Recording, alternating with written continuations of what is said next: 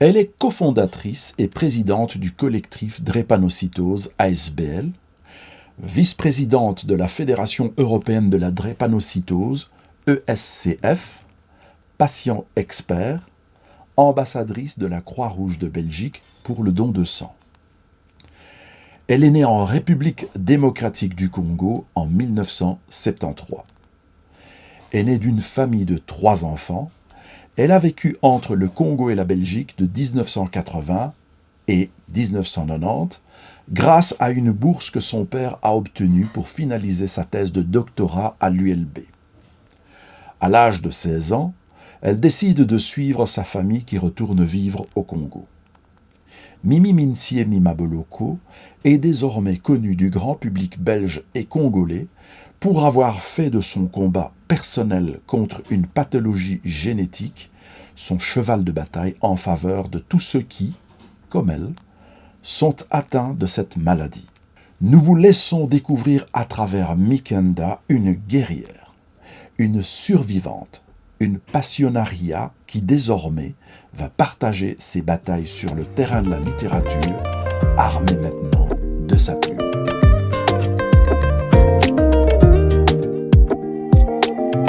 Mikenda, une émission littéraire, un partenariat entre l'association Mokutani et Radio Beauté. Merci Jean-Jacques de Radio Beauté pour cette magnifique chronique de présentation de notre invitée du jour, Madame Mimi Minsiemi Maboloko. Merci beaucoup. Cher invité, bonjour. Merci d'avoir répondu à notre invitation. Et merci aussi, je vous ai déjà rencontré à certains événements de la diaspora africaine de Belgique. Puis-je me permettre de vous appeler Mimi? Bien sûr. Voilà, merci beaucoup Mimi. Alors je vais plonger directement dans votre œuvre, votre œuvre qui est Aku Falobi, drépanocytaire du Congo. Alors cette œuvre que j'ai lue évidemment avec beaucoup d'intérêt et de passion, cette œuvre nous montre, comme il est dit aussi dans votre biographie, que vous êtes une survivante. Vous êtes vraiment une survivante. Et vous parlez dans cette œuvre d'une pathologie qui est assez singulière, que tout le monde ne connaît pas. Moi-même, je l'ai connue dans ma jeunesse. On parlait des enfants SS. Et à l'époque, on m'avait dit, ces enfants-là ne vivent pas plus de 30 ans. Mais là, je vous vois resplendissante. Et c'est pour ça que je dis que vous êtes une survivante. Mais qu'est-ce que vraiment la drépanocytose? Est-ce que vous pouvez nous expliquer? En fait, d'abord, merci pour me recevoir dans votre émission. Merci. La drépanocytose, c'est la forme la plus sévère de l'anémie. Donc, c'est une maladie génétique du sang transmise par les 2 parents porteurs à l'enfant. Donc, c'est la déformation des globules rouges. Les globules rouges ont pour rôle de transporter l'oxygène dans le corps. Et donc, chez les personnes drépanocytaires, ces globules rouges sont déformés. Et ça s'accroche facilement dans les petits vaisseaux et ça provoque des douleurs. Des douleurs qu'on peut dire de 1 à 10 C'est des douleurs 10 fois plus fortes que celles de l'accouchement.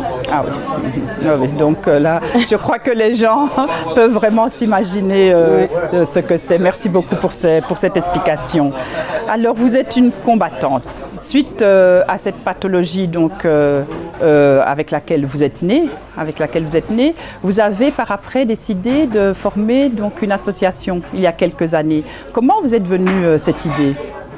Je voulais, avec mon expérience, avec tout ce que j'ai traversé entre la Belgique et le Congo, en faire profiter aussi les autres, quoi. Donc, peut-être par mon expérience, ça éviterait à d'autres personnes d'avoir la même chose, de subir les mêmes traumatismes à cause de la maladie.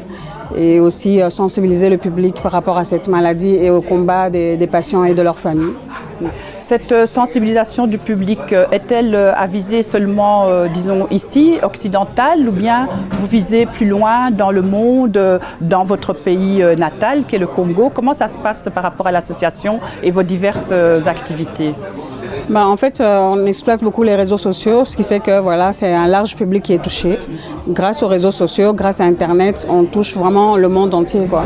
Il y a des gens qui nous suivent d'un peu partout, Madagascar, Afrique, Europe, États-Unis, donc on est vraiment suivis partout. Vous avez mis le pied à l'étrier Donc, avec cet ouvrage, qui est certainement une continuation de toutes vos activités.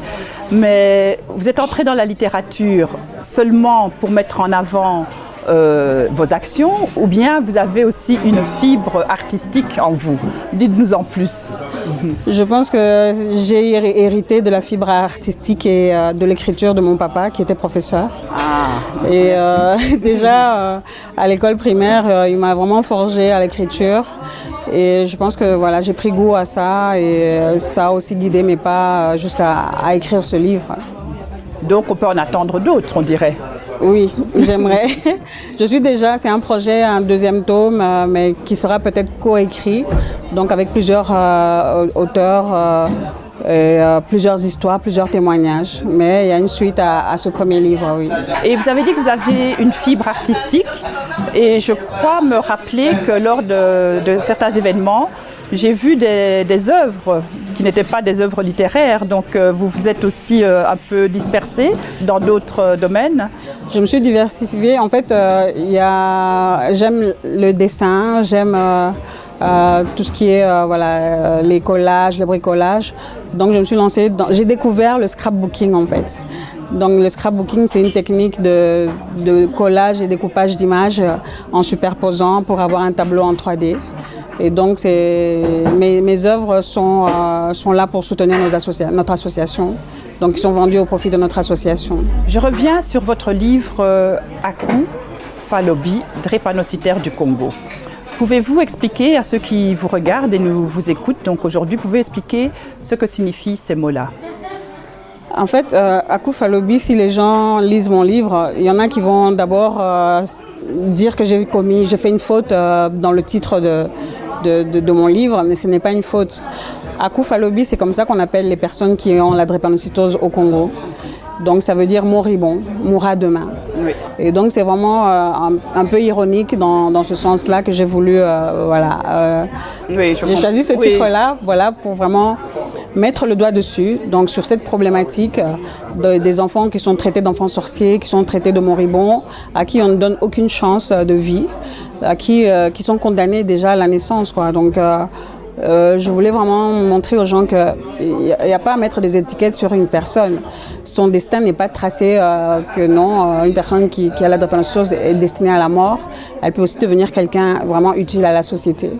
Et donc Aku Falobi, c'était vraiment pour mettre le point sur la problématique que vivent les enfants drépanocytaires au Congo.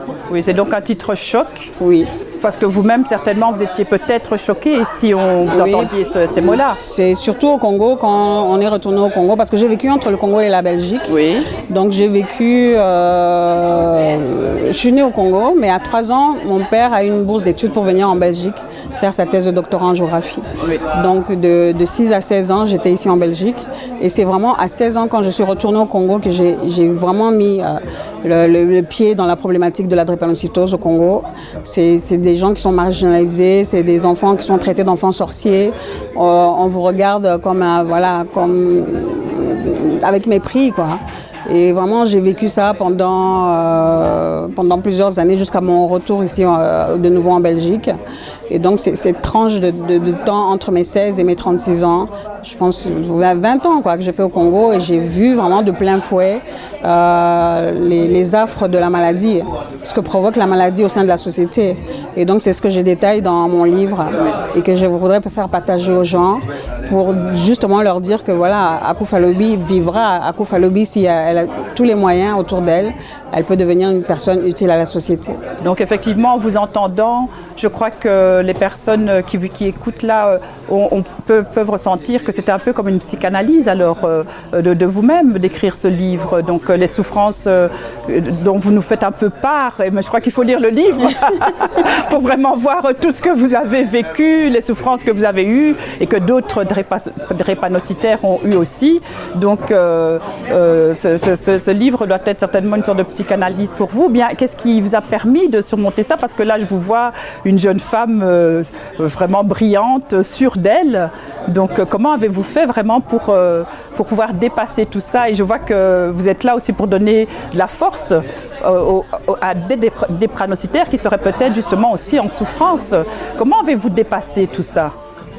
Mais en fait, il y a beaucoup de choses qui entrent en jeu, qui m'ont donné la force de me battre. C'est d'abord le peu de personnes qui m'ont vraiment fortifiée, soutenue, entre autres mon feu papa, qui vraiment m'a donné cette force de combativité. Il y a mon petit frère, il y a mes amis. Mais c'est vrai que quand je suis arrivée en 2009, je suis revenue en Belgique. J'ai eu la chance de revenir en Belgique parce que autour de moi, tout le monde était parti. Les personnes que je connaissais dans ma famille, avec lesquelles on a passé ce temps au Congo, mes cousins, j'en avais 4 sur 6 qui sont décédés de cette maladie. Et franchement, mon petit frère est mort de cette maladie à 19 ans. Mais moi, voilà, avec la foi, avec vraiment la persévérance, je me suis accrochée. Avec le rêve de revenir en Belgique, parce que je me disais, je vais revenir dans un pays de droit et je vais mener une autre vie. J'aurai une nouvelle chance de refaire, d'avoir une meilleure vie. C'est ça qui m'a permis de tenir le coup et je me suis battue. Mais je suis revenue en Belgique, j'en ai payé le prix. Je pesais 45 kilos, j'étais très très mal en point. Ce livre, en fait, je l'ai écrit pour vraiment déverser, en fait, c'était aussi j'ai déversé en fait tout ce que j'avais vécu pendant toutes ces années au Congo dans ce livre. C'est la première chose que j'ai faite en fait d'ailleurs quand je suis arrivée. Le manuscrit est resté pendant plusieurs années. J'ai essayé de demander aux gens de m'aider à le publier. Mais bon, voilà, je pense qu'il y a un temps pour tout. Et c'est comme ça que l'année dernière, enfin 2021, oui, il a été publié en 2021. A pu être publié. Après un parcours du combattant. Vraiment. Non seulement le combat de votre maladie, mais aussi pour publier ce livre pour qu'il voit le jour. Ça n'intéressait pas vraiment les gens. Les quelques personnes à qui j'ai demandé de m'aider ne se sentaient pas vraiment concernées. Mais je pense que voilà, il y a un temps pour tout. Et Dieu voulant, j'ai été contactée par une maison d'édition qui m'a aidée à publier ce livre en fait. Alors justement, en parlant de votre livre et de ce combat pour le publier, et vous avez dit qu'il y a des personnes qui n'étaient pas, beaucoup de personnes n'étaient pas intéressées. Alors je me permets de prendre un tout petit extrait de ce livre, justement pour montrer les choses dont vous avez voulu parler dans ce livre. Akou avait donc choisi l'abstinence, par peur de leur père, terrorisée à l'idée d'être mise dehors. Ne laissant pas les hommes indifférents, elle avait pourtant connu quelques approches. Elle faisait alors preuve d'une telle froideur que les hommes étaient vite mis en déroute. Elle finit par se demander si elle n'était pas frigide, n'ayant connu à 30 ans aucune véritable expérience sentimentale. La véritable cause de cette froideur était qu'elle souffrait d'avoir les 2 pieds bandés. Un sérieux complexe la hantait. Elle se sentait mal dans sa peau, avec comme des chaînes aux pieds. Qui aurait voulu avoir une femme affublée de bandages sointants, pensait-elle. Donc on voit dans cet extrait que vous écrivez à la 3e personne. Donc vous parlez d'Akou, mais le livre est bien une autobiographie. Donc Akou, c'est vous. Je voudrais, comme nous sommes Mikanda, donc nous sommes un collectif littéraire qui œuvre pour justement la promotion de la littérature congolaise, j'aimerais connaître un petit peu votre avis là-dessus. Avez-vous déjà lu des livres congolais? Que pensez-vous un petit peu de la littérature congolaise aujourd'hui? À vrai dire, la seule littérature congolaise que j'ai pu lire, c'était des livres qu'on vendait à Kinshasa. C'était des petits livres comme ça, verts. Oui. C'était des images avec des dessins et des petites bandes dessinées comme ça. Des illustrations, des petites illustrations. Oui, c'est ça. Ou bien à l'école, on a enseigné souvent les auteurs africains. Là, j'ai pu avoir quelques livres de littérature. Vous avez de la chance parce qu'il y en a beaucoup qui se plaignent que dans les écoles, c'est plus la littérature occidentale que la littérature africaine qu'on enseigne. Donc, vous avez été dans des écoles qui vous ont quand même mis en contact apparemment avec cette littérature. Si, on a pu lire les auteurs africains. Franchement, j'ai encore, oui. Vous en gardez un beau souvenir. Tout ça. L'enfant noir. Oui. C'était mon premier livre, moi aussi, de littérature. Voilà, c'est des incontournables, je pense. Oui. Mais voilà, j'ai quand même 2-3 auteurs comme ça. Merci pour ces paroles. Justement, en parlant donc de votre livre, vous avez votre collectif donc pour la mise en lumière de la drépanocytose, vous faites des appels à des dons de sang, etc., etc. Que diriez-vous à une personne qui voudrait acheter votre livre, non seulement pour vous soutenir dans votre action, mais que lui diriez-vous de plus? Pourquoi devrait-elle acheter votre livre, selon vous? Une fois dans sa vie, il faut quand même essayer de soutenir une cause, et surtout une cause qui touche beaucoup de personnes dans le monde. Cette maladie, c'est la première maladie génétique au monde. Elle touche toute la ceinture méditerranéenne. Donc, mon histoire, ce n'est pas que ça ne touche que les autres. À un moment dans la vie, on peut être confronté, être amené à passer par là. Et donc, vraiment, c'est un soutien, mais en même temps, une connaissance que les gens peuvent avoir à travers mon livre. Être prévenus aussi que non, il faut faire attention, parce que voilà, une seule erreur peut suffire pour que les gens se retrouvent dans la situation dans laquelle à coup se trouve. Mais c'est aussi un message d'espoir, parce que voilà, j'ai quand même pu écrire un livre étant malade, avec plein d'étiquettes et tout. Et pour moi, c'est une fierté. Et je pense que voilà, les autres voudraient aussi arriver à ce rêve, mais il y en a peu qui le concrétisent. Et donc, en achetant ce livre, vous soutenez aussi le rêve peut-être d'autres personnes. Et voilà, c'est vraiment précieux. Pour leur permettre de réaliser aussi leur rêve. Vraiment, merci c'est beaucoup. précieux.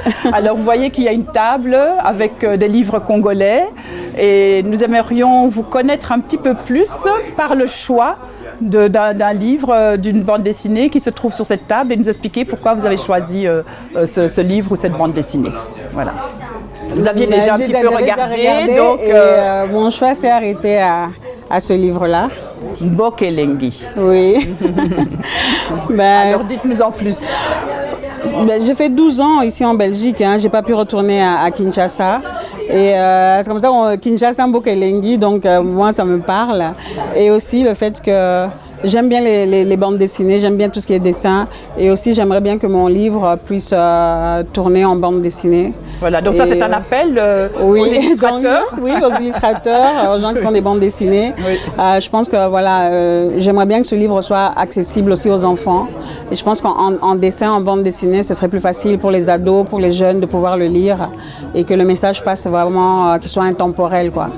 Merci, merci beaucoup. Effectivement, la bande dessinée, nous le répétons aussi souvent chez Bokutani, la bande dessinée fait partie de la littérature. Alors nous arrivons au mot de la fin. Alors nous demandons en général à nos auteurs, à nos autrices qui sont invités de dire quelques mots s'ils connaissent une des langues nationales. Je crois que vous en connaissez deux, donc on va vous demander d'en choisir une des deux pour votre mot de la fin.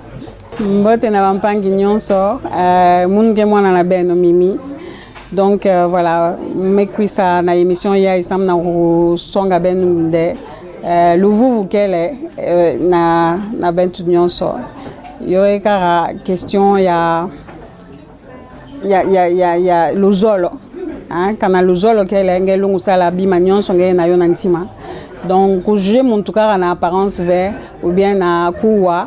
Mais il faut soutenir mon il faut que sandi ba chance sans vie na yandi kubonga akuma mpe muntu ya important na kati ya luzingo abantu. Donc merci beaucoup Mimi Minsiemi Maboloko, et bonne continuation à votre œuvre. Merci beaucoup. Merci beaucoup. Merci beaucoup.